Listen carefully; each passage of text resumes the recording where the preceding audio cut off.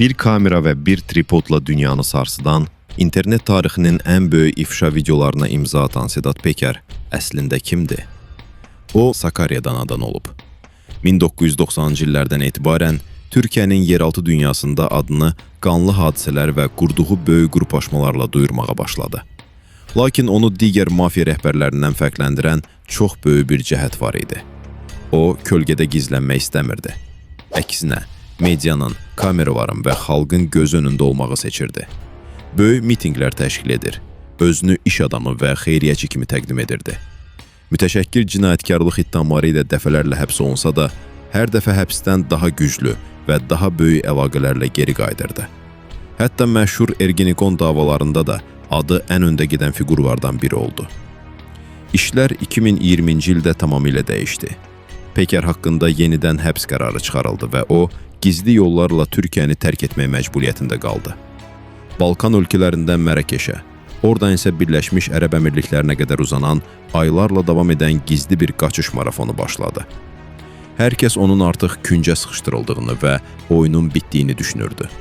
Amma əsl fırtına onun Dubayda bir otel otağında kameranın qarşısına keçməsi ilə başladı. Qısa müddətdə internet tarixinin ən çox izlənən kriminal sənətli filminə çevrildi.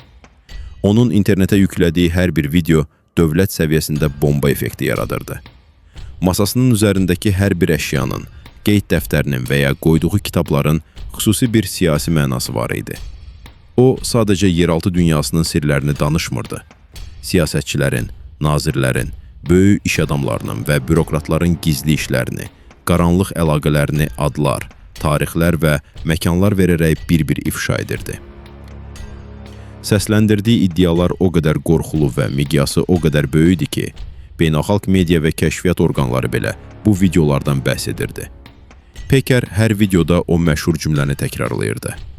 Bir kameraya, bir tripoda məğlub olacaqsınız. Pekerin iddiaları təkcə bir ölkə ilə məhdudlaşmırdı. Beynəlxalq narkotik marşrutları, Latın Amerikasından gələn qanunsuz yüklər, gizli silah daşımaları və milyardlarla dollarlıq çirkli pulların harda, hansı ofşor hesablarda gizlədildiyi barədə dəhşətli xəritələr təqdim edirdi. O, sistemin həm içində olmuşdu, həm də indi hər şeyi yıxmaq üçün danışırdı.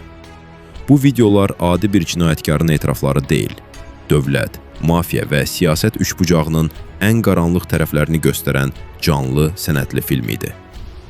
Lakin 2021-ci ilin sonlarına doğru hər şey qəfildən dayandı. Birləşmiş Ərəb Əmirlikləri Sedat Pekerə rəqəmsal təcrid tətbiq etdi.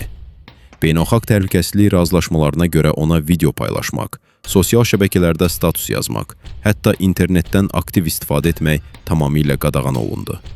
Milyonlarla insan növbəti ifşa videosunu gözləyərkən, o dərin və uzun bir səssizliyə qərq oldu. Onun bu səssizliyi arxada böyük dövlətlərin gizli sövdələşmələr apardığının ən böyük sübutu kimi qiymətləndirildi. İllər keçdi. 2025-ci və 2026 senet daxil olmaqla məhkəmələr onun haqqındakı beynəlxalq qırmızı bültenlə axtarış qərarını qüvvədə saxladı. Avukatları onun ölkəyə qayıtmaq istədiyini desə də, hüquqi şərtlər və təhlükəsizlik səbəbindən onun Dubayda qalmağa davam etdiyi bildirilir.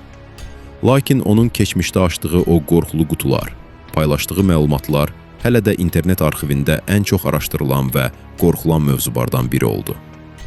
O, bəziləri üçün sadəcə öz canını və ailəsini xilas etmək istəyən bir cinayətkar, bəziləri üçünsə sistemin ən gizli mexanizmlərini ifşa edən sirlərin adamıdır. Bəs sizcə, Sedat Peker bir gün yenidən üzə çıxıb, o tripodu quracaq və yarımçıq qalan hekayəsini tamamlayacaq, yoxsa bu rəqəmsal səssizlik onun üçün yolun sonudur? Fikirlərinizi mütləq şərh bölməsində yazın. Videonu bəyənməyi və kanala abunə olmağı unutmayın. Növbəti kadrlarda görüşənədək.